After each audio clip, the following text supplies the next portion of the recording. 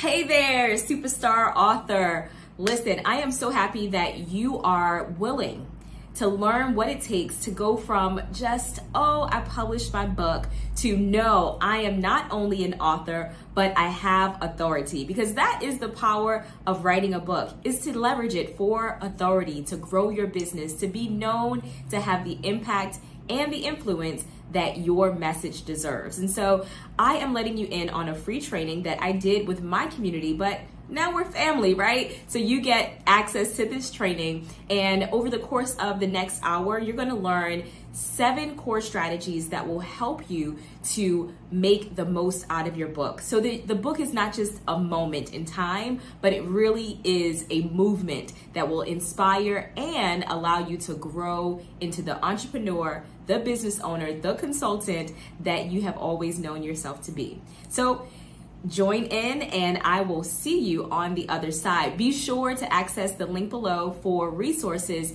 that we speak about in this training. All right, see you soon. First of all, for those of you who do not know me, I am Chantel, one half of Imwali and Chantel, and we are life and business strategists. We specialize in 3 core areas of your business, which is writing a best-selling book, crafting best-selling talks, and building a business from your message. And that's what we do. We've been working with individuals from around the globe, as I mentioned earlier, who range in profession from lawyers to new entrepreneurs. So if you're anywhere on that spectrum, whether you are many years in business or just starting out, we are certainly here to support you.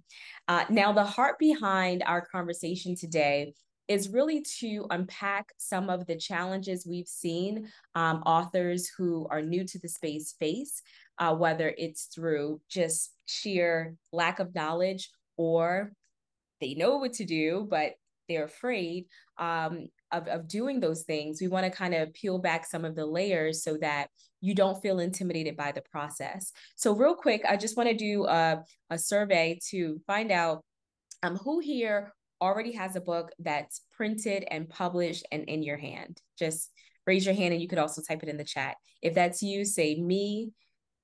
And if it's not you, then you don't have to say anything. Okay. I see Della, Maria, Sandra, Bridget. Anyone else? Well, Wendy, I would say you as well. Yours is on the way, right? Wonderful. So that's like 90% of the room who currently has a book in hand. Great. And so for those of you who do not have your book in hand as of yet, chances are you came on this call today because you are in the process of getting your book out into the world, which is great. So let's, and again, this is going to be a very, this is going to be a conversation that's very interactive because I want to be very specific to your particular case study as much as possible. The group may grow, so I may not be able to give as much one-on-one feedback, but I want you to walk away from this conversation being clear and also being able to take specific actions based on what your objectives are as an author or an author to be. So real quick, tell me, if you could type it in the chat, what is your book about? Don't be specific. My book is about, how this happened to me when I was 7 and this, but be general enough where it fits into a category. For example, my book is about women's empowerment. Okay, I see them coming in the chat. Stress management, resilience, trauma. Okay, great. What is your book about?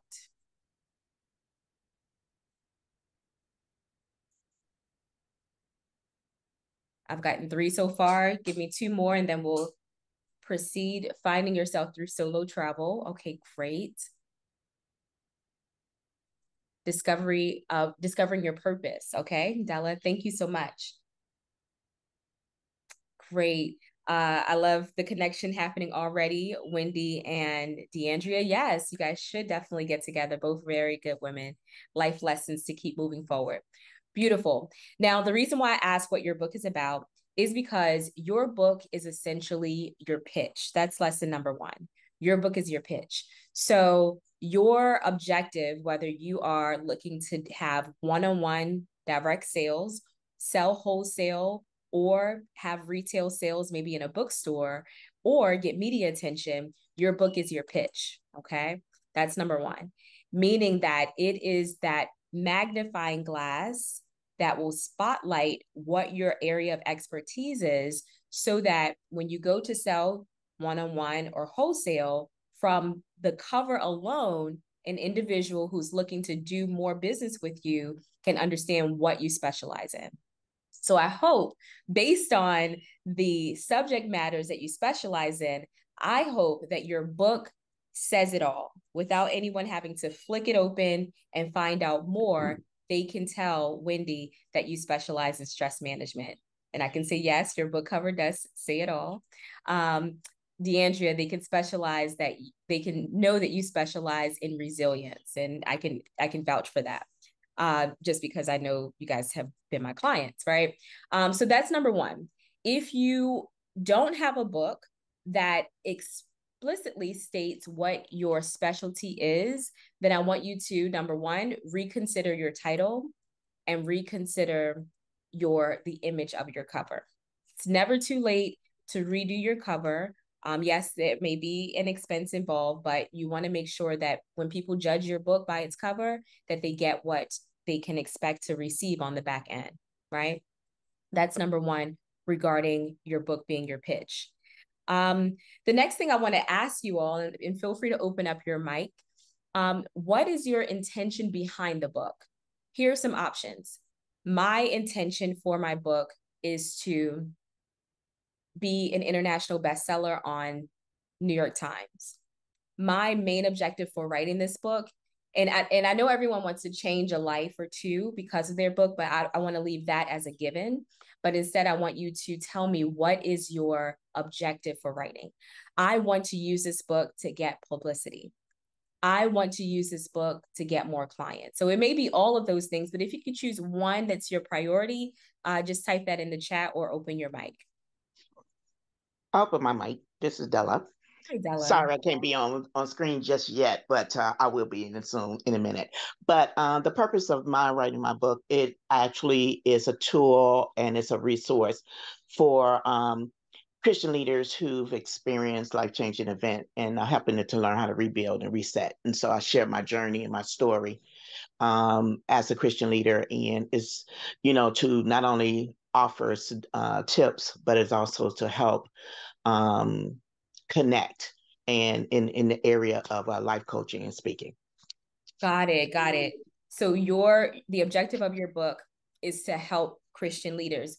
I want you to be, so, and that's great. I want you to tell me more of your desire on the back end. Like, how will you, outside of your book is a conduit, but what's going to happen as a result of your book? Are you going to be training these leaders in person, virtually? Like, tell me that one priority that you have. I wrote the book. Now I want to do this. I wrote the book, and what I have been doing is I'm a life coach, certified life coach. So I've been teaching and training and assisting individual Christian leaders to actually develop like a recovery plan after experiencing a tragic event in their life.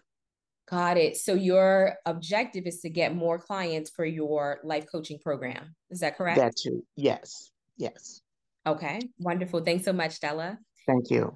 I'm going to go to the chat. I see my intent. DeAndrea said her intent is to get speaking engagements and more clients. Wonderful. Speaking engagements and enhance authority in the stress management space.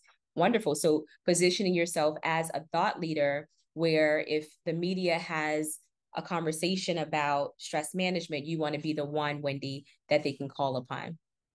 Yeah. Maria said to gain additional clients and speaking engagements and leave a legacy for my children and grandchildren. Yes, that is a powerful, powerful mission, Maria. Wonderful. So I get a sense that based on the majority of those who gave feedback, the two priorities, and that's okay, Amber, take a sip of coffee for me, please. But the main priorities are speaking engagements and client acquisition. Great. Wonderful. Because that brings us to our second point for today. Remember, I said the first one is your book is your pitch. So it magnifies everything that a person can expect from you and your business because you've written this book.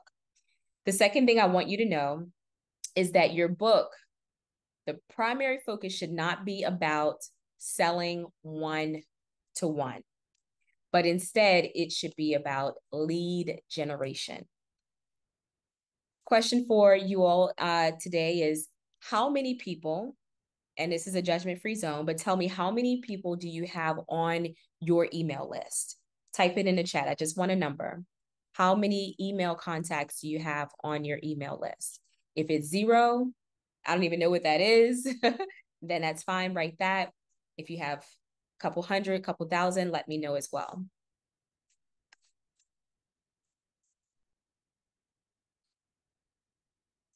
Okay, I see them coming in. Amber representing Team Decker, she said 815, 800 Maria, Wendy 1500, approximately DeAndrea 723, Sandra 250, Della 30, Bridget less than 200. Okay. The great part about what you just shared is that you do have an email list. So congratulations to you. Most people don't have it. They don't even know, Sandra, what that is and why they need it. But clearly, you've heard the conversation more than once. And so you know that even if it's slow and growing, it's something that you certainly need, which is great. Because your book is not just about sales, but it's about generating leads, okay? Your business will rise and fall to the degree in which you have leads coming in. All right. And if you don't have any leads coming in, then your business is slowly fading away. All right.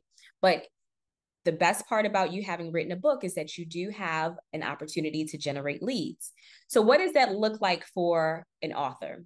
Well, number one, there should be a way that you are driving traffic from your book to your website. And so what I mean is that there's a type of a CTA. So I want to ask you, do you have a call to action in your book? If you have it, type it in the chat, yes. If you don't have it, type it in the chat, no. So a CTA could look like, inside of the content, you would have put, here, let's say your book is about finance. So here I gave you 5 examples on how to plan a budget for your family, but there are over 10 different ways to do this effectively. And I put this worksheet on my website. You can access it for free. And then you put the website, right? Or you reference them to a resource page in the back of your book. You can access more of these types of tools and resources by going to the resources section in this book. And inside of the resource section, there's a website, right? So those are types of CTAs, because when a person values the content that you've given them, they will then take the action to then go on your website to get the extra information or the free gift. Like on my first book, at the bottom of every page, I put there, download your free gift, right? They're already enjoying the content. And so who doesn't want the extra bonus that they get by going to the website? And I got hundreds of leads as a result of just putting that one simple line in the footer of the book, download your free gift. So number one, your book is a lead generation strategy. Okay. Now, if you have not put this type of CTA in your book, it's not too late.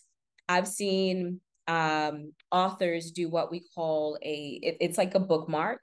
And what they do is they put their information inside of the bookmark. So if you're doing a road show, or you're at a college fair, or wherever you're selling your books one-to-one, you can insert a bookmark inside of your book. In addition, you can also change the cover of your book to include a website as well, maybe on the back of your book, etc. So that's an option. But the most important thing is that you want to use your book as a lead generation mechanism to grow your email list. Another way that you can do this is with your ebook, okay?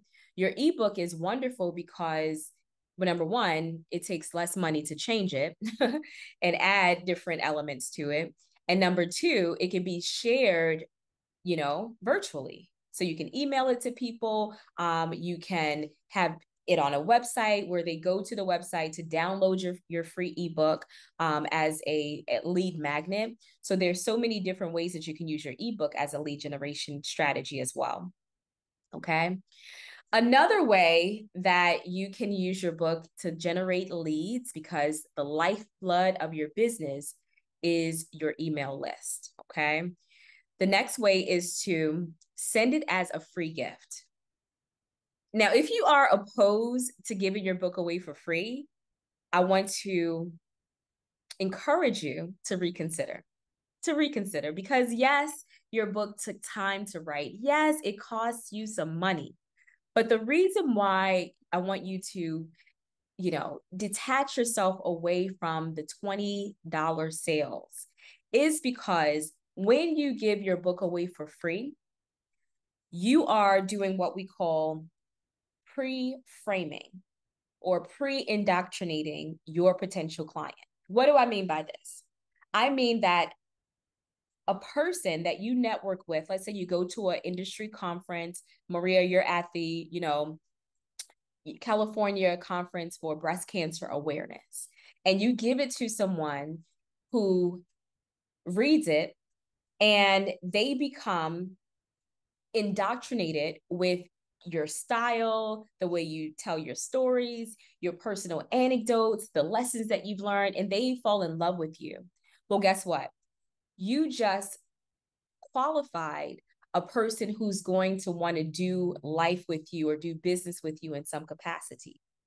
But if you have presented the book to them and say, yeah, my book is available on Amazon, or you could buy it now today for $25 or $20, you just put up a barrier to that relationship. So think strategically, is the $20 more valuable to me than potentially speaking to someone who's going to pay me $25,000? I'd say the latter is true, right? It's more valuable to give your book away for free with the expectation that the more, times, the more impressions you make with people who are in a certain space, meaning you met them at a conference or you met them in an environment where they are already have expressed some type of interest in the subject matter that you specialize in, right, Wendy? You met them at the stress management summit, or Deandra, you met them at, maybe a Tony Robbins event.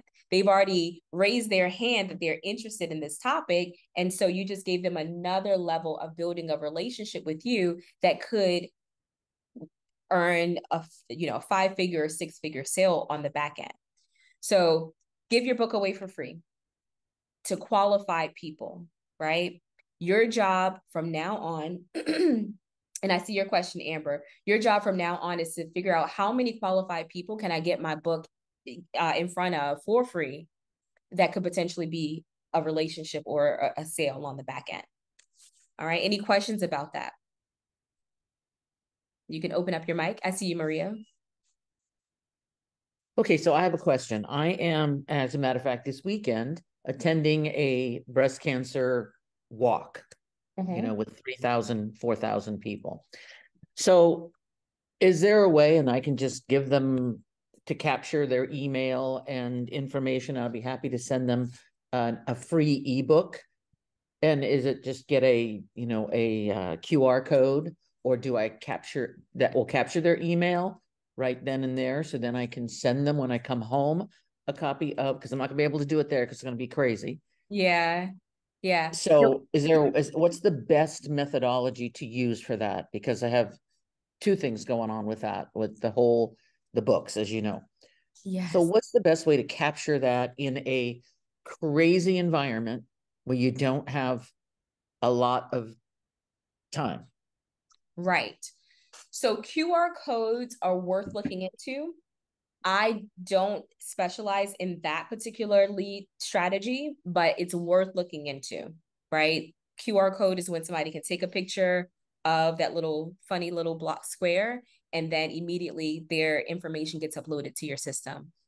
Eric, definitely a good thing to look at for Maria, because that's a crazy environment where you don't have time to tell No, people. it's like here, they're walking down the street and you're cheering them on and you're screaming and blah blah blah and said, hey, did you know that all proceeds from this book that I'm a co-author on is going to breast cancer research? Right. Or your Big Panties book, it's going on to, because I'm providing a portion of that to breast cancer research. Right. So I got two, like you said, bundling it, not bundling it. Anyway, I just like some strategy advice on that. Mm-hmm.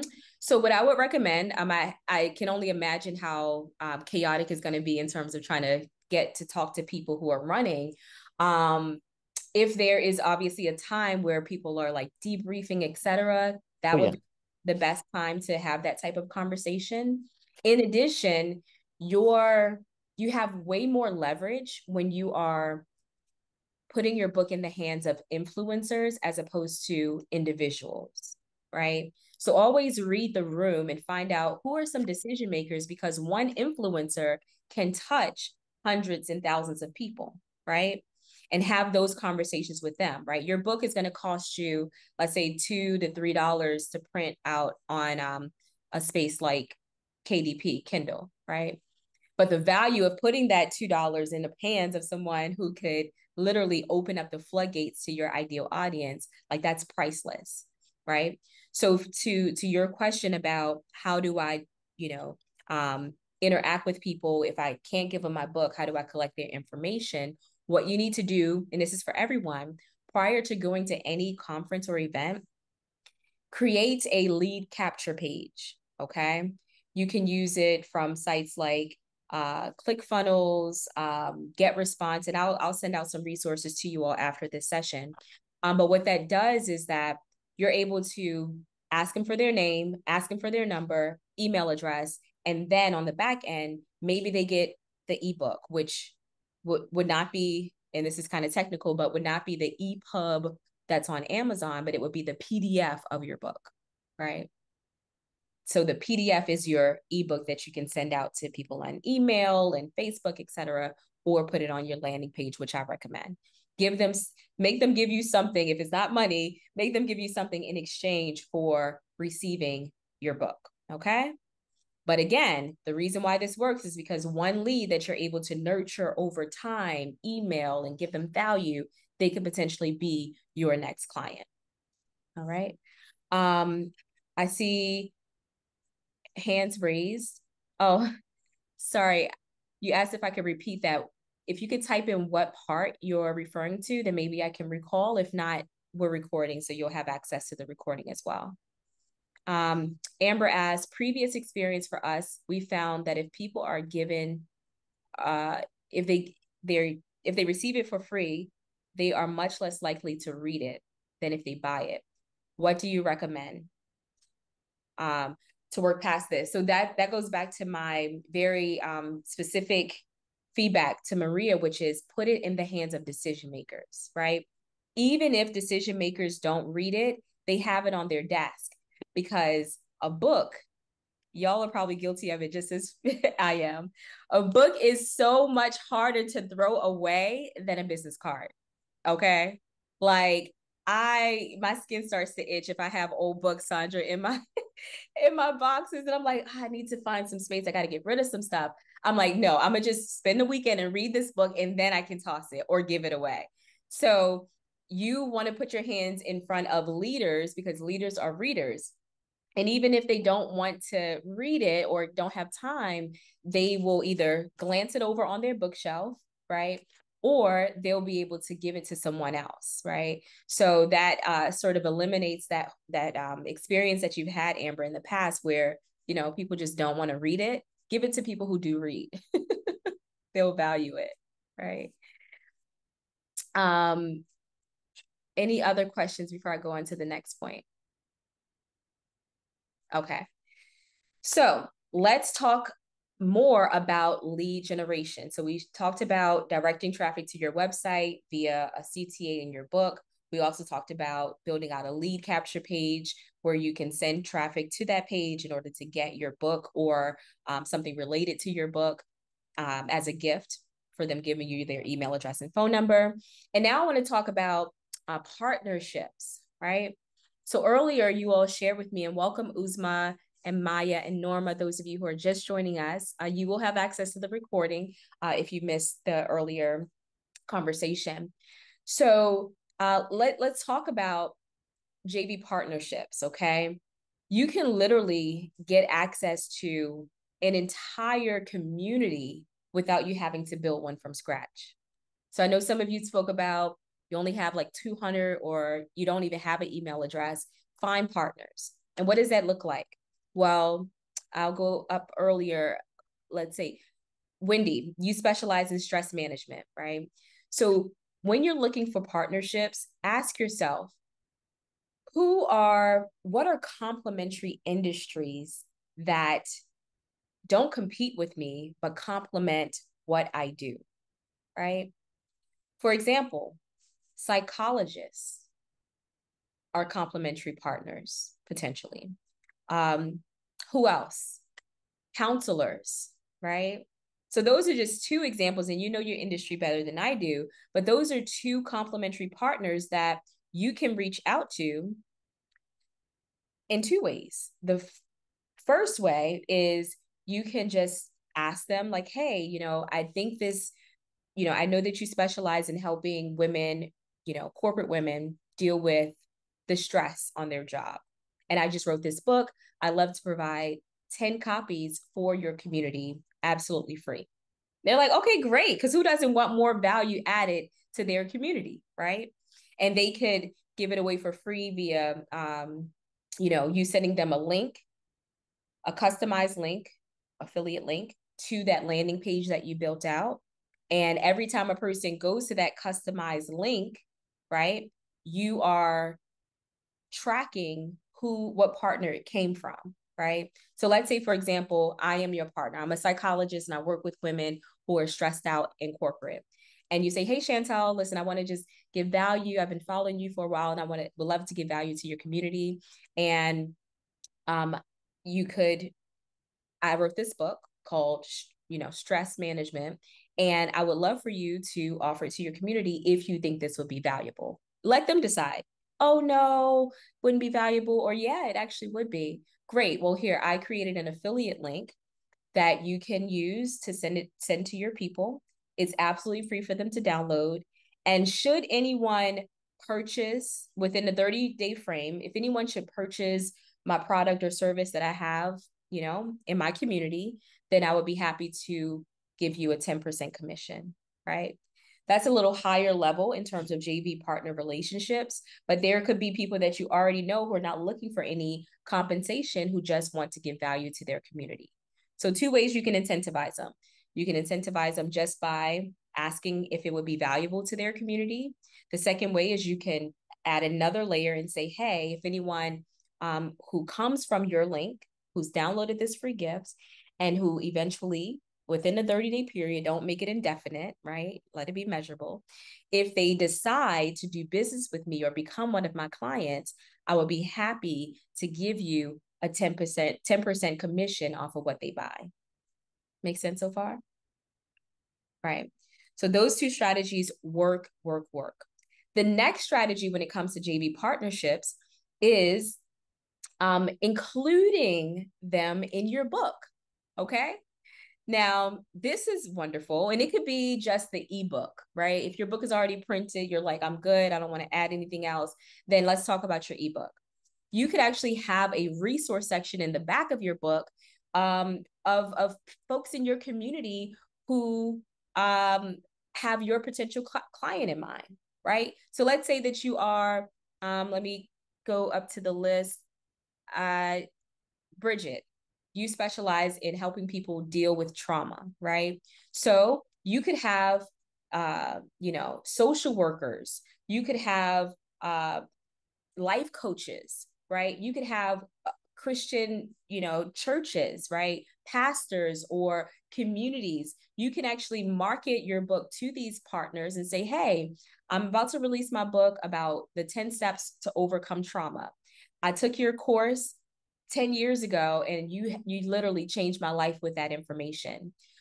Would you be open to me including, half a page blurb about your services? Sure.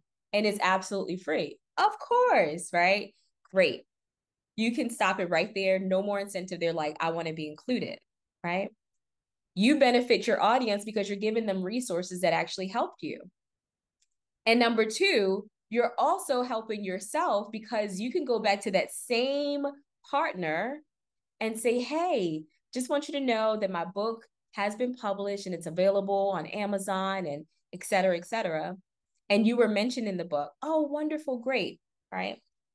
Would you be open to sending this book, this free ebook, to your clients as a way of saying thanks or just to help them better manage their trauma?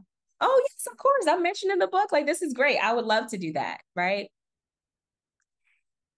The next level to that JV partnership is you can actually charge for that type of placement, right? As you know, writing a book takes a lot of work. So some people don't even want to take that challenge to write their own book.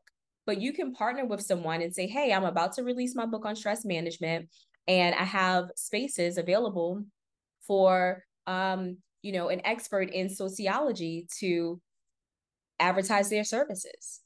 Would this be of interest to you? It's going to be distributed on Amazon. It's likely a bestseller, and it's going to be shared amongst, my community of 20,000 people on social media, right? The cost for doing this is only $200. And I'll even include in that 3 complimentary paperback copies for you, right? Pitch, right? How do you win from that? Number one, you just got $200 shaved off of your cost for actually producing the book. That's small, but it matters, right? And number two, you just got a relationship with someone who feels like, wow, I have my expertise, my authority in a professionally published book that I can share with everyone because I'm not competing with that author, but it's complementing what I already do. Similarly for you, Sandra, you specialize in travel and helping people, live their best lives as a solo traveler, right? So many potential partners await you. Travel agents, right? Even hotels, boutique Airbnbs, if you specialize in a certain region of travel, right? So the possibilities are absolutely endless when it comes to JV partnerships. Any questions about that? We're just like, check. Yes, that's a win for me. Beautiful. I like to see the breakthroughs happening as we talk.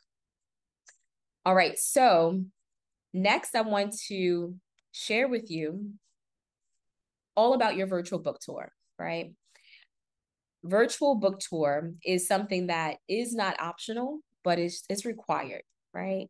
Because even though we want the in-person speaking engagements, we can't discount the power of the internet, right? You can travel to like all 7 continents without leaving the comfort of your home. We know how this works, right? We all survived the pandemic.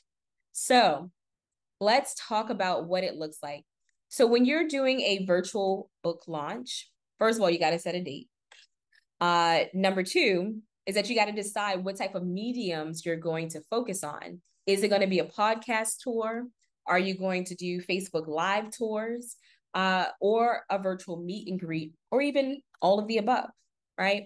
So a podcast tour, and again, I have resources to share with you after this call, but a podcast tour looks like you getting a database of podcasts that specialize in your genre, your area of expertise, and you sending out pitches to these podcast guests. And the pitch is going to be very simple. It may even bore you. But it's going to be an email that's as simple as, quick question. That's the subject line. In the body of the message, hey, I really enjoyed listening to your podcast. Name the host, right? Are you looking for any interesting guests? Sign your name, your signature, etc. And that's it. I know it's boring. It doesn't sound exciting, but it works. Why does it work? Because if you think about, first of all, the amount of pitches that most podcasts get, it can be overwhelming, right? and they don't have time to read. As much as you are interesting, as much as you are celebrated, they don't have time to read about all of your award certificates and what you've done, not even to read what your book is about, right? Think about your dating experience. You meet someone at a park, right? And they come up to you and they say, hey, and then they say, you know, how are you? And then the conversation goes with that person telling you, well, you know, when I was 15 years old, I was a national scholar. When I was 20 years old, I found the love of my life, but then we divorced. And right, they don't, you're like, if you're the woman on the other end or the guy on the other end, you're like, wait, who are you? I don't want to know about that. Not right now. You got to court me. You got to have a back and forth dialogue before you try to pitch me on why I should date you. Similarly, when you're pitching yourself for podcasts and even media for that matter, don't go down the whole list of what you've done. Just ask them a question that is in the interest of them. What podcast isn't looking for an interesting guest? All of them are. So now let them ask you questions and then the dialogue can continue, right? So you can find podcasts with a simple Google search, right? You know, top 10 podcasts on relationships, right? You may even be able to ask, you know, an AI software. I use a particular tool that only specializes in podcasts. So it's like a database of over 30,000 podcasts. And I'm going to share that with you with the resource list. I think you could probably get, I don't even know the price, but you can probably get an account for as low as $47. And you have about 50 podcasts that you can reach out to on a monthly basis, and every month it renews. And so it works, right? I've had a number of clients who've booked podcasts using this particular software, and they get on. And you may think, okay, well, my girlfriend has a podcast and nobody's listening to her podcast, right? I love her, but nobody's listening. Or I have a podcast and I don't really get that much traction going on. Number one, I don't recommend you starting your own podcast until you have an audience and a community. And number two, and the reason why I should say is because you can get way more traction with other people's podcasts, even if they have a small audience, than you can with building your own from scratch. Because to build anything, it takes time. What do I mean by this? Let's say the average podcast has, let's be very conservative, 100 active listeners, right? If during your virtual book launch, you decide, okay, I'm going to reach out to 100 of those podcasts that are in my genre, and let's say only, 5 respond, right? Those 5 that responded and said yes, well, now you just got access to an audience of 500 people. How easy is that? But you have to send out enough pitches, make enough offers for you to see that type of conversion. But be very conservative. I'm going to send out 100 and let's see what happens. If 5, say yes, they have an audience of 100. Well, listen, I just got access to an audience of 500 active people, right? That's the podcast strategy. The next strategy is a Facebook Live tour. I think that sometimes because of I don't know why, maybe people are just shy or what, but we've gotten away from going live like we used to back in, 2019, 2020, right? When we thought people were all glued to their screen. Maybe people are fatigued, whatever, but people still look at their phone. So I don't want you to not see Facebook as a strategy because it still works. And how does this work? You have a community, you've been to conferences, you know people. So what you can do is reach out to, let's say, 20 of your friends on Facebook who you have some type of relationship with, and just tell them hey, I'm releasing my book about, my greatest life lessons, right? And I think it would be valuable to women just like you and I who may be struggling with these types of issues. Listen, choose a date between November the 25th and December the 20th, right? Where we can go live for, let's say, just 15 minutes on your Facebook page. And I want you to ask me questions and let's just have a conversation. I think it would be a win for you to give value for your community. And of course, it would be a win for me because I think more people should have my book, right? That's a strategy. So your question to implement this is ask yourself, who do I know in my warm market who would be willing? And matter of fact, don't even say who would be willing, because now you're putting your desires and your subjectivity into the answer before you even explore it. And I think that's a lot of times where we as business owners, as professionals, we kind of miss out because we say, oh, well, we start answering the question for people before they even get asked the question in the first place. Oh, well, Amber's too busy. I'm not going to reach out to her. Or Maria, she's got a lot going on. She just released her book. I'm not. No. Ask the question before you make the judgment, right? What's the worst that can happen? That they could actually say no. Okay, move on, right? But the best that can happen is say, yeah, hey, let's meet up at, on Thursday at 5:00. That would be a great time for me. Let's do it. You know what I'm saying? So that is the strategy with Facebook. Who do you know that would, who has an audience, who has a bit of a community on Facebook that this would be a value-based conversation for? Okay. Any questions about our Facebook Live tour? We're targeting 20 individuals in our warm market that we can share platforms. You go on their Facebook Live and you have a conversation about your book. And of course, it's not just a conversation. The CTA is to either go to your website, right, and download your book, go to Amazon and purchase it. I always like sending them to your website for a free copy, because then you get their email address and their phone number. Amazon's not going to give you any of that, right? Okay, so I have a question. Hello. Hi, sorry. Hi, my name is Uzma Sharaf, and nice to meet you all. Sorry, I joined the meeting a little late. But I have a question regarding the Facebook meetup that you're saying that we can schedule for 15 minutes. So is that for the circle of friends that you have on Facebook, or is it like reaching out to other Facebook community, where they are having book discussion or book club or something like that? Great question. It's reaching out to your warm market. So people who already know you, like you, and trust you. Okay. Mm-hmm. I'm not opposed to the cold market, meaning you reach out to folks in Facebook groups, etc. But the conversion for that is going to be lower because they don't know you, right? But your community does, your warm market does.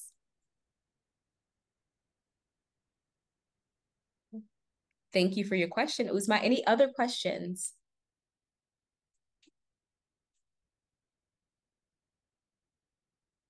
All right. Wonderful. So let me go to our next point, which is the virtual meet and greet. So I've seen book launches as simple as folks just sending out a link the day of their launch, and they're giving their book away for free or for 99 cents. Say, hey, go to Amazon right now and download this book. You'll get a lot of value from it, right? It's as simple as that. In most cases, it works to get them on the bestsellers list, which is great. But then after that, they don't have any strategy around it. And I don't want you to be a one-hit wonder. That's why we're giving you these very, very specific strategies so that you have ongoing momentum long after your book has launched. Now, if you appreciate that, type it in the chat and let me know. Thank you. Thank you. Thank you. Thank you. This is the long-term marathon, not just a sprint. Okay. I got to see some feedback before I move on to the next point. All right, Sandra, I see you. I see you. Thank you. Awesome, Amber. DeAndrea. All right. Thank you. I appreciate the feedback. So I know that y'all are going to not only learn and consume the information, but do it. Please do it. Next thing is a virtual meet and greet. So a virtual meet and greet is if you already have a community. Let's say that people, you have some email subscribers, or enough people follow you on Facebook and like your posts and stuff. You have a community, right? Give or take.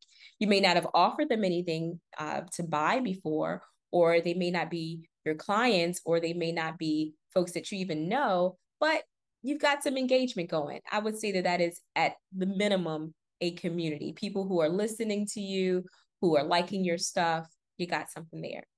So if that is you, then you can do what we call a virtual meet and greet. And that's where you hop on a platform like Zoom on a particular day and make it an event, like a party, right? Hey, I'm releasing my book about, the power of purpose, and join me for this conversation about X, Y, and Z. Not the title of your book, but make it something that is very specific to the challenge that your ideal market is dealing with, right? Hey, on December the 20th, I'm having a virtual meet and greet where we're going to talk about the 7 biggest mistakes entrepreneurs make when it comes to building a brand online, right? Do it in advance so that you can get the emails coming in where people are actually signing up for this event, so that you won't be in a room by yourself, right? So that's number one. Set a date and promote it. I would say 4 to 6 weeks in advance is perfect timing, right? And that is what a virtual meet and greet is like. You can have a person who is serving as the host, and they are interviewing you like you are the celebrity, the authority that you are, and you allow for dialogue and feedback to happen. That's one way. Another way is for, if you're doing the training where you're talking about like the 7 biggest mistakes, etc., then you would be the facilitator. Maybe you would put together slides, and at the end of your slide presentation, you would have some type of offer, whether it is, my community is free. We're doing, 30 days for founding members, free of charge. And if you like what you see in the community based on these principles that are in my book, then obviously we would love to have you as permanent members, right? So ask yourself before you do the event, what is going to be my call to action at the end of this virtual meet and greet or this virtual training, right? So that is your virtual book launch strategy, your podcast tour, your Facebook Live tour, and your virtual meet and greet. And finally, well, not finally, but we have 10 minutes left, and I have 2 more points to cover. And I'm happy that this has been valuable to you, because this is something that we are created for, right? We have a community called Created for More, and we believe that each of you are created to be producers and not just consumers. So we want you to produce, and get attention on those products and services that you put into the world. So speaking of getting attention, let's talk about getting media. So for those of you who don't know, my background is in public relations. I work with NFL and NBA players for a number of years in Atlanta, and my job was to get media for some of their charity events, as well as to profile them as leaders outside of the field or the court, right? So I know a thing or two about pitching the media, even when you have someone who's a celebrity, how difficult it can be, but also a lot of benefits that come once you get in a feature in a magazine or on TV. So let's talk about getting in the media. Well, the first way that you do that is through cold pitching. So what does that look like? Okay. You want to start pitching yourself only when you have a presence online, because this type of pitch, folks are going to maybe see your email and they're going to try to find you, and they should be able to find you in at least 3 different touch points. So maybe it's Facebook, LinkedIn, and Instagram, or maybe it's Twitter, right? Threads, and let's say it's Snapchat. I don't think anyone uses that anymore, but so three different modalities they should be able to find you in. So if you are not producing content actively, I want you from today to commit to posting, let's be very generous, twice a week. Post twice a week. So when you do your cold pitches, it won't be like, okay, well, who's this nobody that is emailing me about getting in the media, right? Have a presence. So a cold pitch is when you find a journalist in your who specializes in writing your subjects in your field. For example, I had a client who just wrote a book about demystifying hospice, and she took our strategy about cold pitching, and we gave her a script for it, and she got an email back from 11 Alive, which is one of the major news outlets in Atlanta. And they said, well, hey, we're not covering, what is it called? National Palliative Care Day this year. But when we are covering that, we'll be sure to reach out to you. I say that's a success, right? And so how did that happen? It happened from one email. It may take several for you, but it happened from one email conversation that was less about the author and more about the interests of the journalist. So you can literally go to an outlet like New York Times, Forbes, your local news stations, and find the articles that are on their site, click on the journalist's name, and their email address 9 times out of 10 will come up, right? Their email address will come up. Alternatively, you can go to a site like LinkedIn and send your pitch there. And the pitch is similar to that of the podcast pitch. It should be short and sweet. It should be complimentary for the journalist pitch. Hey, I read an article that you wrote about, why women in corporate America are more stressed out than any other group in the world, right? And I thought that your, commentary on X, Y, and Z, be very specific, was, the most insightful that I've read in a long time, right? Thank you for sharing. That should be the first conversation that you have with them.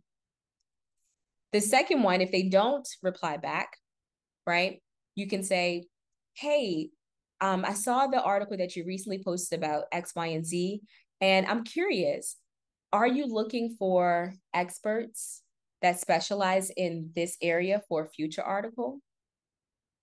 Right? Very simple. You're not even pitching yourself at that point. You're just like, hey, are you looking for experts? Right? That is a game changer, because now you're opening up conversations. You're putting yourself out there.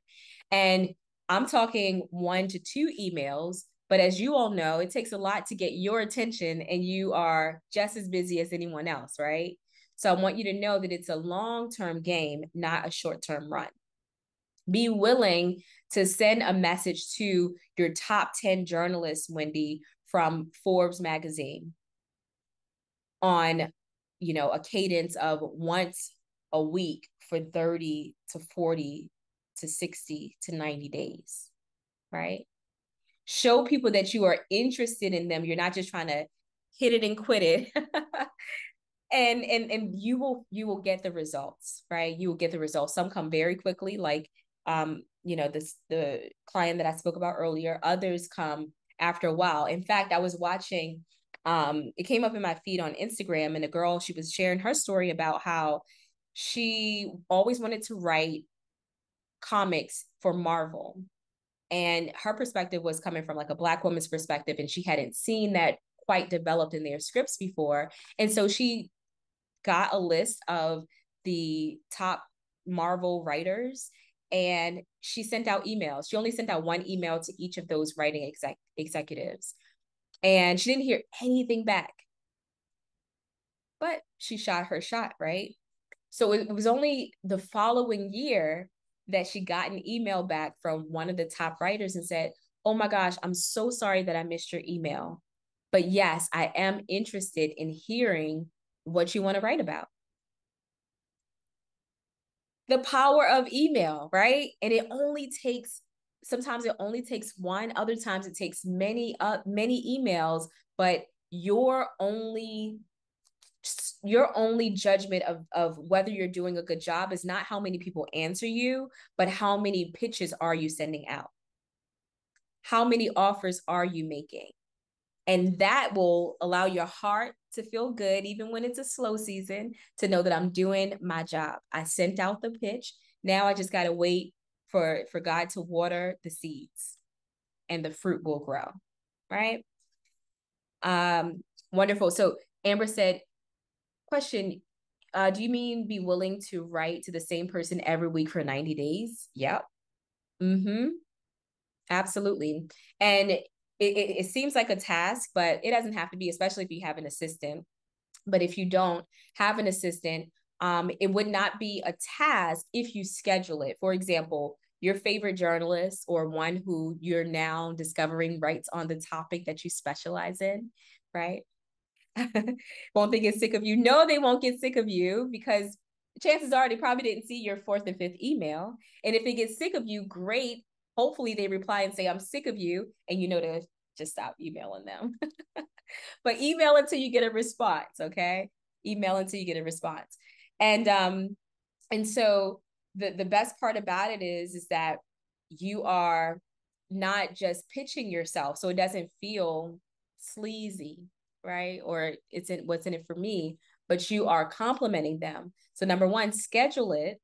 And number two, let it be a part of your routine. If you already read these newspapers or magazines, just pay attention to their articles. And every time you read something of theirs that's interesting, which they usually produce about, an article per week, then just comment, write an email, very short, to them about that article. Okay. Or if you follow them on Twitter or Instagram, comment on their posts, right? You want to put yourself, as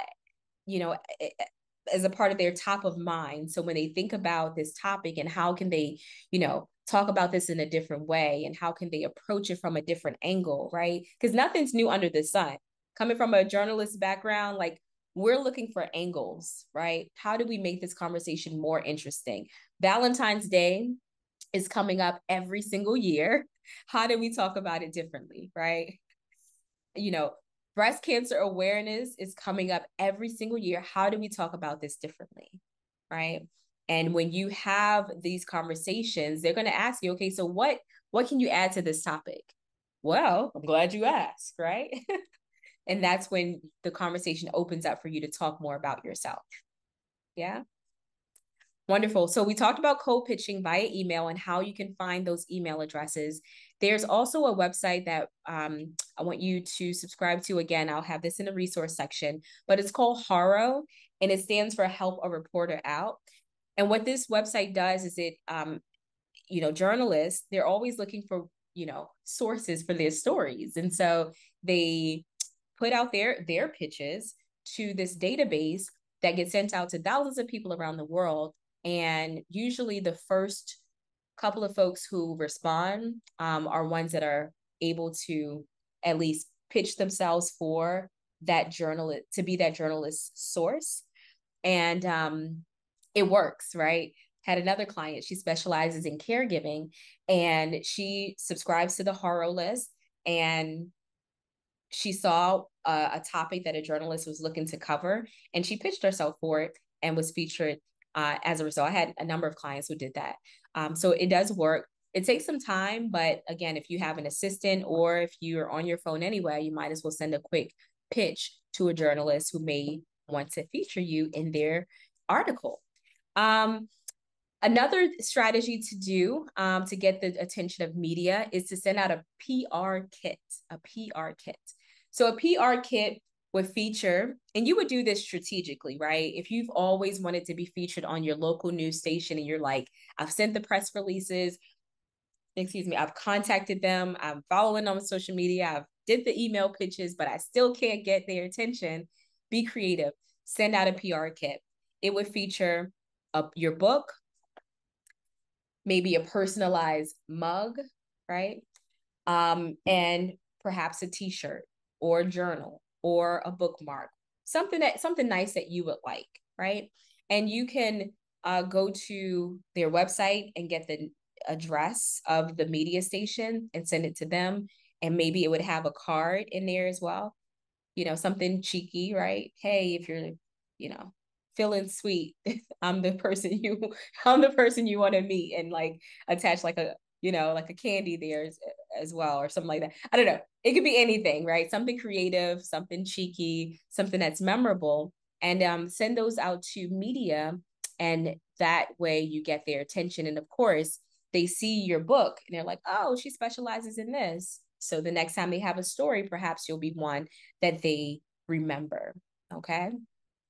That's why it's important to have a marketing budget as well, because you want to be able to afford to do marketing, right? Even though McDonald's, I think everyone in the world probably has tasted at least a French fry from McDonald's. After all these years, they're still advertising, right, Eric? They still put out information because, listen, they're like, perchance Chick-fil-A decides to dominate the industry even more, at least we would retain our market share. So we got to stay top of mind. We got to be creative, right? So that is the strategy. All right, we are at the top of the hour. I thought we would be a little under, right? But I really wanted to give you guys a lot of value from today's conversation. The last thing that I wanted to talk about, if you don't have any other questions, and I see you in the chat, Wendy said, this is my first time hearing about this. Absolutely, we want to give you the things that work. There's a bunch of stuff that you can do, but we want to give you what works. And I always say, everything works as long as you work it. So choose what you want to focus on and implement that. But I know that these are like the low-hanging fruit, sophisticated, but low-hanging fruit that'll get you some results while you're on the marathon, okay? While you're on the marathon. Thank you for your feedback, Maxine. Okay, Maria noted. Thank you so much for that. What I want to share with you next is about your income ecosystem, okay? And it brings me to answer the question that you all had earlier, like, how do I get, we talked about clients. You get clients from lead generation, nurturing them over time through email, through free events like this, through free offers, and then you can make a monetary offer. And then you also asked about like speaking engagements. How do I get speaking engagements from my book? Similarly, put your book in the hands of decision makers. You can even send a PR kit to a decision maker. Let's say you want to get, you want to speak to colleges and your specialty is helping first generation college students master their 4-year college experience. And that's what your book is about.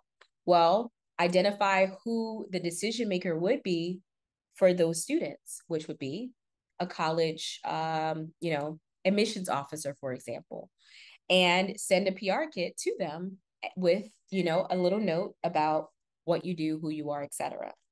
And then, of course, that's not only the thing you do. You then follow up with them by email. Now they'll answer your emails, Amber, because they got a gift from you in the mail, right? So that is a lead generation strategy that also builds on getting speaking engagements, right?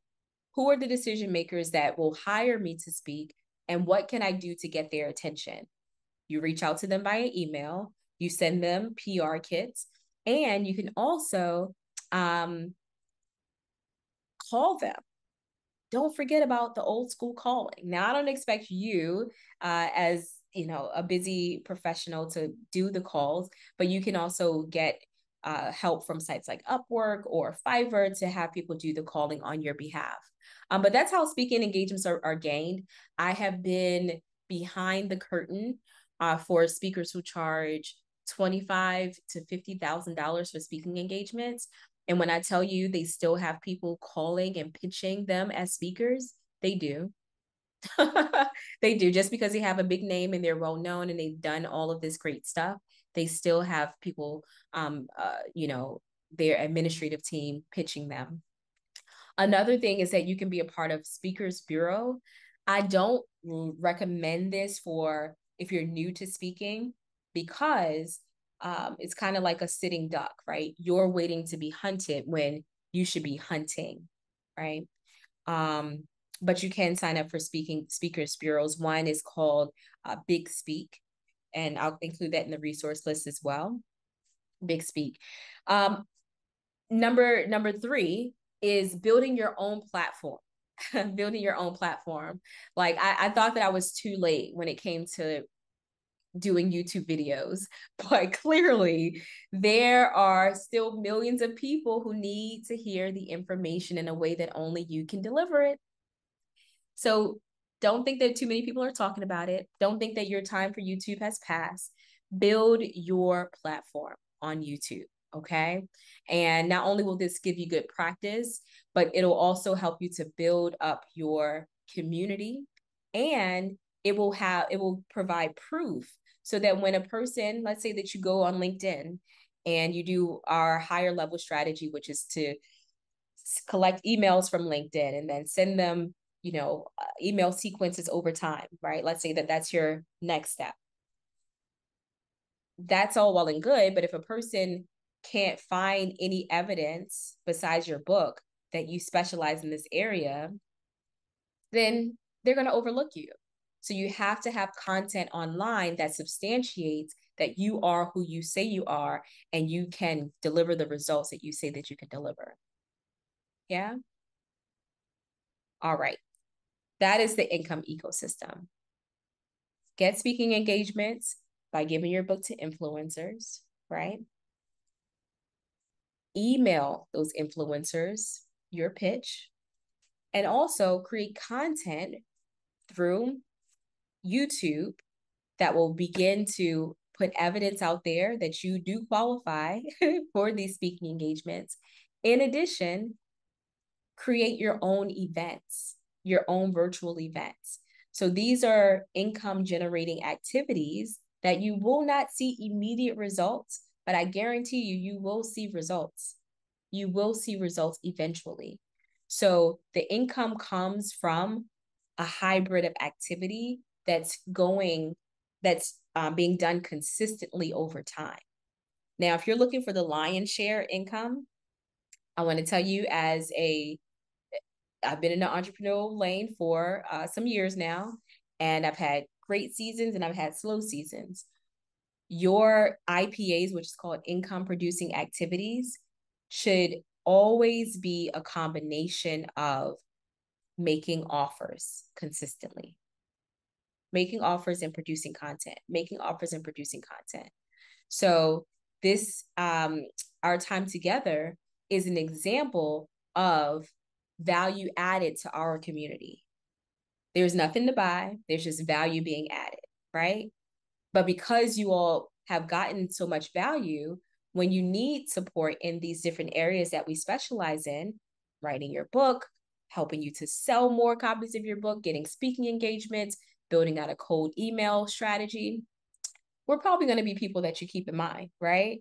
So that is the goal of creating value and also adding to your income ecosystem. You can have a $50,000 product or a $5,000 product, but if no one knows who you are and they don't see you enough because you haven't done the content development, then they can't choose you, right? So I hope this helps. I've enjoyed this conversation, and I want to see you all win and get results. So your homework is to choose just two, right? We want to be very generous. Just two of the strategies that we spoke about today that you're going to implement, let's say for the next 60 days, because Christmas, let's say from January to February, right? Because Christmas is coming before we know it, that you're going to implement consistently. Let's go over some of them that we spoke about, right? Are you committed to doing the podcast tour, right? That's one of your strategies, right? Are you committed to doing the Facebook Live tour, which means that I'm going to stack my deck of the 20 people who, of course, if you want to get 20, you got to reach out to more than 20, right? So I'm going to reach out to 40 of my warm market folks who may have an audience with my potential customer. And I'm going to reach out to them between the 16th of November and December the 10th and schedule those for the new year, right? If that's your strategy, great. If your strategy is, I'm going to do a virtual meet and greet, and I want it to be like a big, huge party, right? Where people not only get the lessons that are in my book, but they also get some training as well, right? So I'm helping them overcome something that I speak about in my book. And I want it to be big. So I'm going to invite the coach whose program I took 10 years ago, and tell them, hey, this would be good for you. I want you to come. They invite their people. So I know there's going to be an audience. I invite my people, but you got to do this in advance. So if that's going to be your strategy, then commit to that.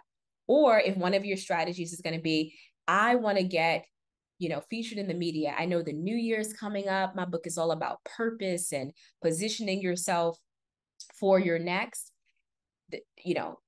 New Year's is going to be here soon. So I want to start reaching out to journalists. Well, that is your strategy. Do that now. Find what your dream 50, media outlets are, and begin to get their email addresses and build out that content, that cadence that we spoke about, Ambra, where you're emailing them once per week over the course of 30 days, 30 to 60 days, about an article that they wrote that you can compliment them on and begin that conversation, right?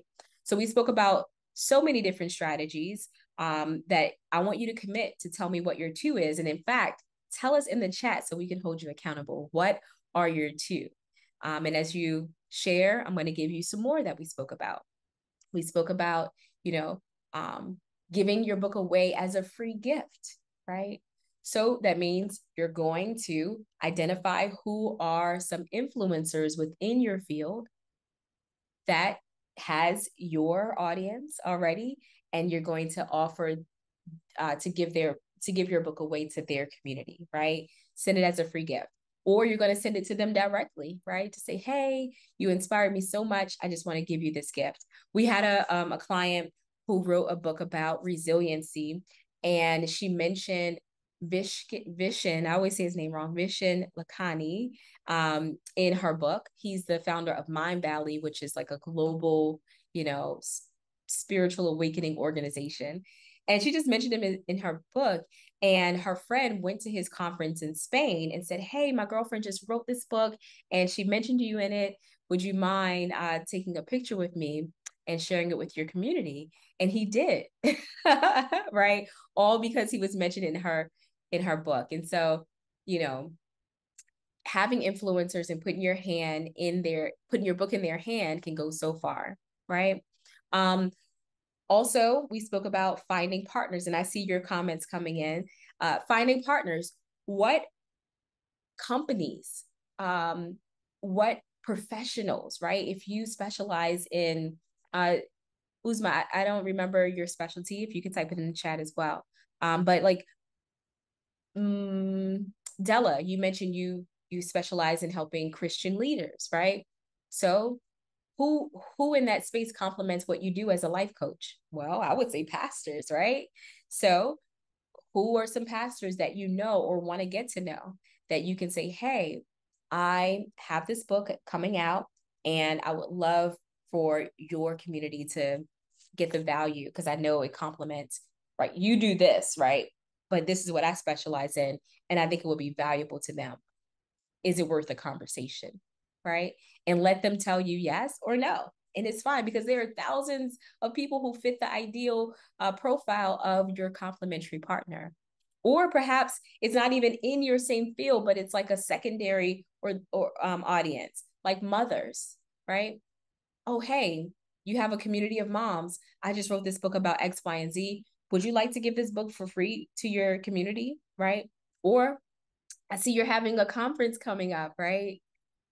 I would love to send you 100 copies of my book to put in the gift bag for your people.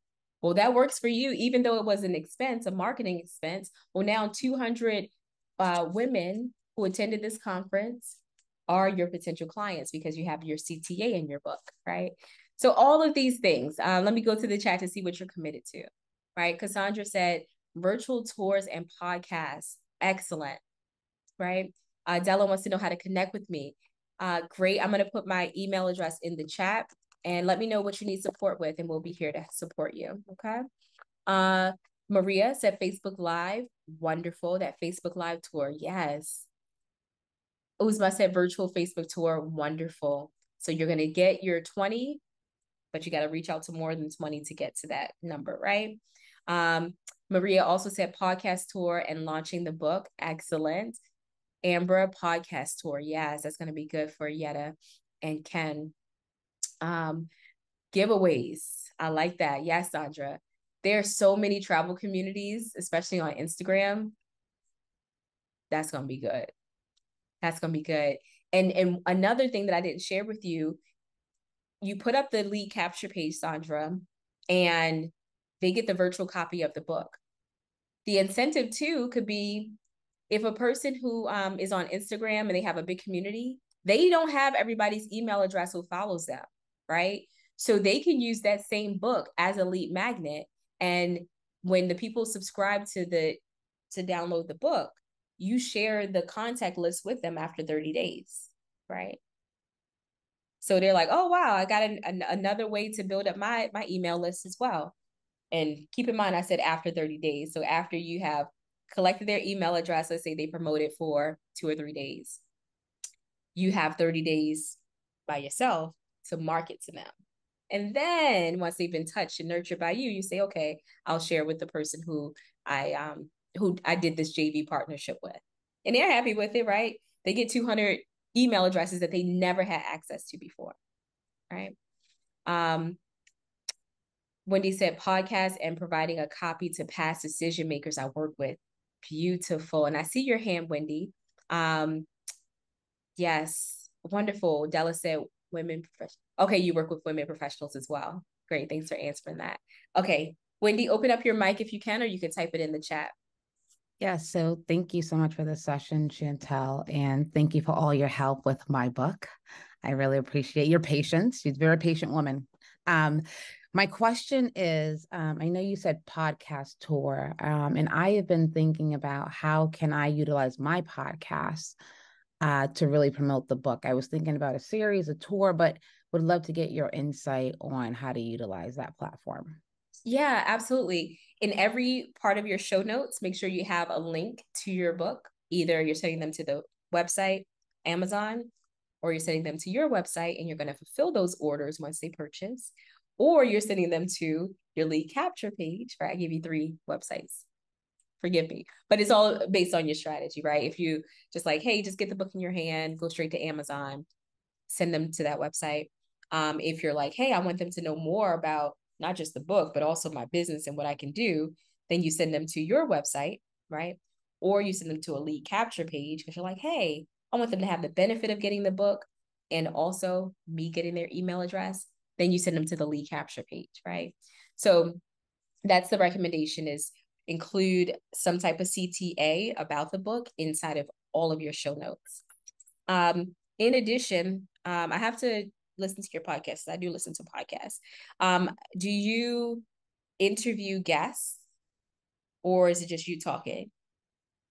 Both. I do more guests on my podcast right now. Mm-hmm. So when you have guests on there and you're interviewing them, just mention your book as a by the way during the conversation, so people can be pre-framed to say, oh, she wrote this book, right? The more they hear it in a very subtle way, the more likely they are to then want to download it. And then obviously the content from your book can be topics for your podcast if you haven't covered them already.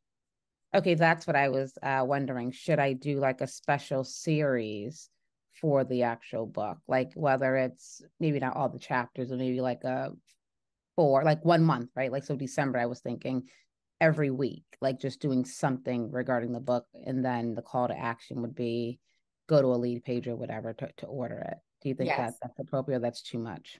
No, that's a great strategy. Okay. And you know your audience better than I do. So I would say if you know confidently that would be something interesting to them, I say yes. Definitely do that. Yeah, the podcast is all around stress management for nurses and healthcare professionals. So yeah, okay. That's beautiful. And you have such a wide audience for JV partners in that space. I mean, nurses, social workers, like all the healthcare specialists. Yeah. That's good. You won't have any problems. So report back to me. Let me know in a couple months, like how this strategy is working for you. Absolutely. Thank you. For sure. Okay, Ambra, take care. It's so good to see you. I know folks are hopping off for 20 minutes over. Della, yes, you can open up your mic for your question. Whatever. Your mic is muted. Oh, Della, I think I lost you.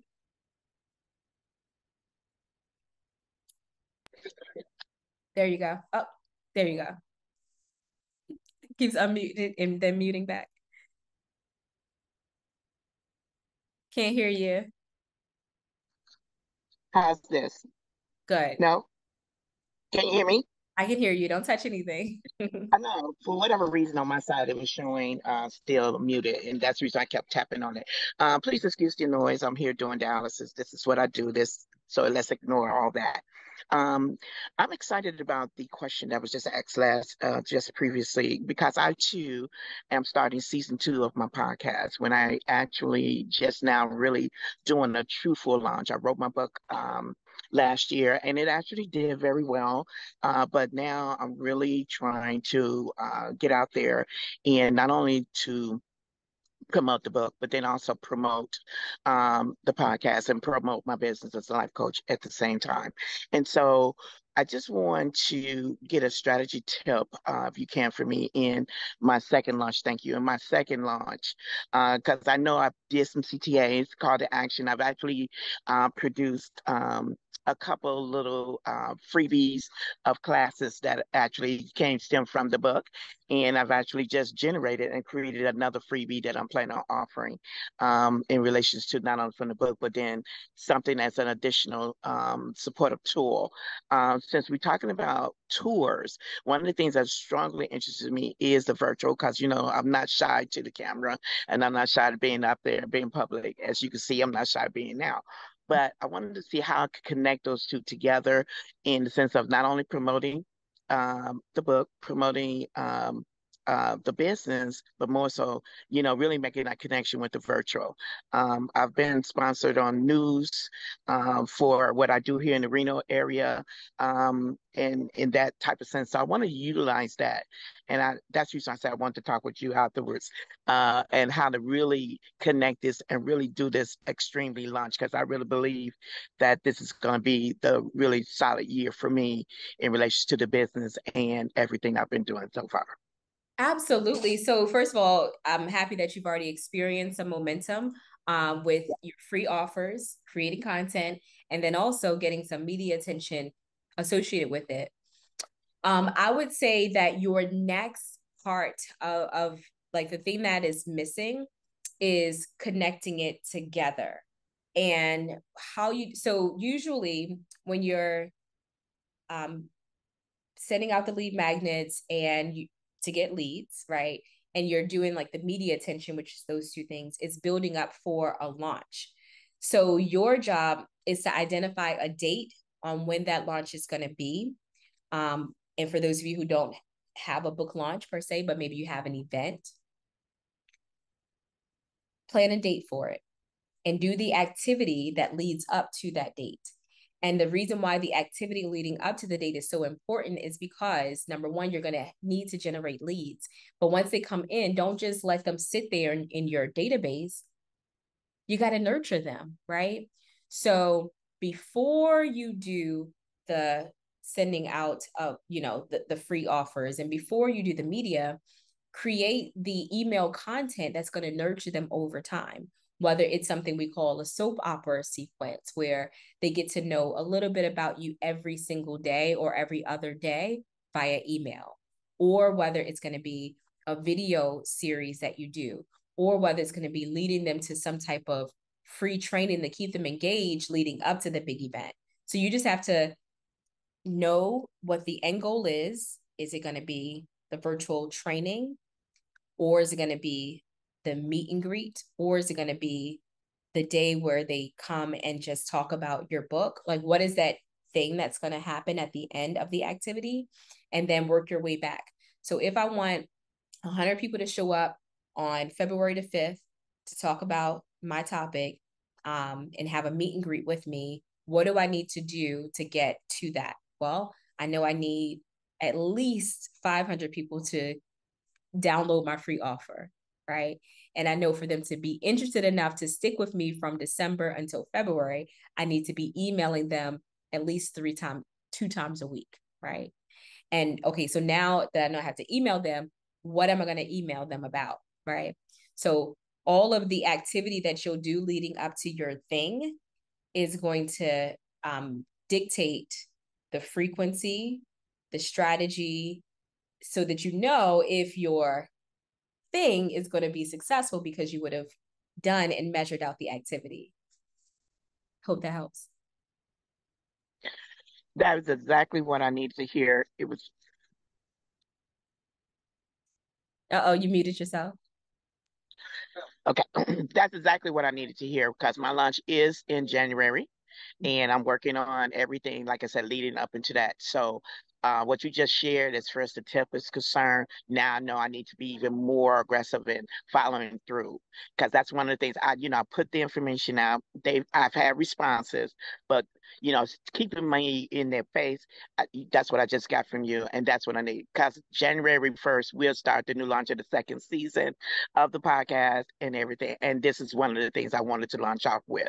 Girl, you don't just send me to a whole nother level of mindset. So thank you so much. But I still want to connect with you.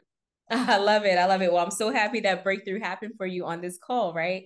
A lot can be accomplished while we're here together. Uzma, yes.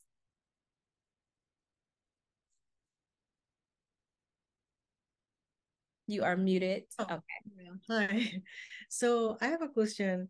As I said in the chat, that I'm positive psychology wellbeing practitioner. I'm also certified life coach. So I've been working with many clients from different ethnic and religious background. So the book that I wrote is on a very different topic, though. It is about well-being, but also it kind of like connects to that topic. The book is about like the effect of violence in society. So how we can create a better society. And I know the subject is kind of like, with everything going on, that's always like, it keeps coming up. So it talks about like a lot of difficult topics. So it's not like a easy read, or I would say it's like a relaxing read. It's more about like understanding the society we live in. So it talks about discrimination, it talks about cyberbullying, it talks about like a lot of different issues that maybe parents are facing in a school and people are experiencing in a society. So with that subject, I was kind of like a little hesitant to like how to kind of approach it, even though I know it's very important and we do need to understand the society we are living in. It's written through like psychosocial perspective, and then it connects it to like what we can do, what's the spiritual perspective of violence. So it's like understanding violence as like a broad, like more looking at like an overview, Yeah. You have a lot of opportunity with your book, Uzma. I know it because you're so close up on it, it may not look like it, but you do. Let me share with you. So because your topic is one that impacts all of us, that means that all of us need to know about it, right? So you have the brilliant opportunity to choose who you want to talk to. And great part about that is when you choose who you want to talk to, there may be some people who respond, others who don't, but it affects us all. So you're never running out of folks to talk to, right? Here's what I mean. So immediately when I hear your topic, I think about schools and I think about connecting your topic to issues. And this is for everyone. Connect your topic to the conversation that's happening in society. School shootings, unfortunately, are happening, right? And every year, because there's going to be an anniversary of Sandy Hook or the anniversary of this or that, you are relevant to that conversation because your book speaks on how to create a better society. So you can angle yourself in a lot of different niche topics because your topic is so wide in who it impacts. Okay. So the opportunity for you, let's say your goal is to get media attention, is to identify, okay, based on what happened this year, what are people going to be talking about next year, right? They're going to be talking about anniversaries of, school shootings and like the school shooting in Texas and things like that. So when are those anniversaries, and how can I begin reaching out to journalists in advance to have this relationship built, and then share with them what I specialize in, and ask them if they're looking for an expert in this area, right? Another audience that you're looking for as you do your virtual book tour would be podcasts, right? What podcasts would be interested in this type of topic, right? Podcasts about, the economy, right? How do we build a better society? Well, the reason why many families are struggling is because maybe there's a topic in your book where you speak about like the patriarchy and matriarchal relationships, right? Dealing with how do we create a better society? Well, we have to have stronger families, right? So it could tie into that. As it relates to your virtual Facebook tour, right? Mm-hmm. You sound like you are an academic. Are you? Yes. So I'm like, I do a lot of different things. I'm like a course creator. I teach. I'm into education, coaching, and then, as I said, positive psychology. So like I do like a bit of counseling with faith-based clients. So it's like a lot of different areas that I work in, and I have worked in schools before. So of course, like, it impacts everyone, this kind of topic. So it's like, so for colleges in your area, they have different special interest groups, as you know, on campus. So you can actually come as a special guest in person to speak to these groups. They can have an entire event built around your 7 strategies or your, better society formula, whatever that package is that you present. They can build an event about that. You can start from the students' perspective, or you can reach out to decision makers at the university to have that type of event built around this concept that you've developed, right? So that can be done in person, I recommend, and then also virtually as well. Who are some folks that you've graduated with, right, who have an audience, who are having conversations around these topics that you can reach out to? One of the things that, so some of you have the problem that you're like, okay, well, I know I can talk to all these people, Chantel, but how do I find people? Or I don't want to talk to people that I know. How do I find people who I don't know to reach out to? Well, we have what we call Your Next 10 Clients. It's a program where we show you how to use sites like LinkedIn to actually get those clients or get those leads that you don't know, and begin to have an email conversation with them over time, right? So you're never stuck. Our whole thing is like, we never want you to feel stuck where you don't know how to reach out to cold people and you don't know how to reach out to your warm market. There's a strategy for reaching out in both spaces. Okay. So for the LinkedIn, so you're saying like if you reach out to 10 clients on LinkedIn, is it like you reach out to them personally, or if they are contacting you for some reason, then you kind of like have a conversation with them, or maybe have like a Zoom meeting in order to, get the ball rolling? Yep. So your pitch is, you can do the direct message. Hey, again, compliment people, find out what's interesting about them. You can make it personal. Hey, I noticed that you recently posted about, the Israeli and Palestinian conflict.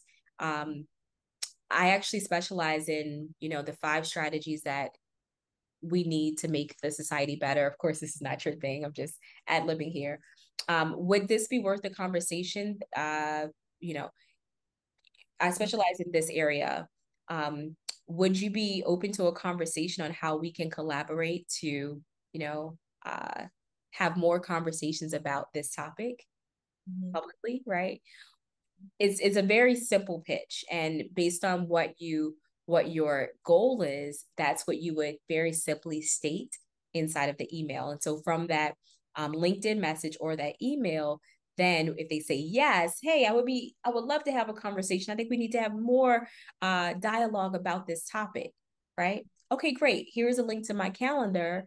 Let's talk for 15 minutes to see how best we can work together, right? Okay, that sounds good. Thank you so much. It's Yeah. very, very helpful. The tips that you have given are like very practical and very applicable. So thank you so much. I really appreciate your time. Uzma, I'm glad you joined us today, and I'm glad you got your breakthrough. Thank you. Thank you. Okay, last question before we hop off. Do you offer done for you book marketing and pitching? Great question. So we don't offer that as a service, but we do offer training so that you can empower your administrative assistant or even yourself to do that on an ongoing basis. So I shared with you about 12 strategies today, but each one has been broken down into a training where you can implement it, like Uzma said, you know, very actionable steps that I can take today to make these types of conversions happen. Or you can use that same training to teach your administrative assistant to do on your behalf. Yeah. Wonderful. That's good. Yeah, it's a lot. It's Yeah. like, no, yeah. You're like, Thank you. I want to be the expert. I want to show up in my genius and just speak. Tell me where to be. Exactly. Tell me where to show up, right? So yeah, but we can certainly let you know what that training will look like, because it's one thing to hire someone and you have to tell them everything, what to do, when to do it, how to do it. It's another thing to say, hey, watch this training, do what they say, and let's get the results.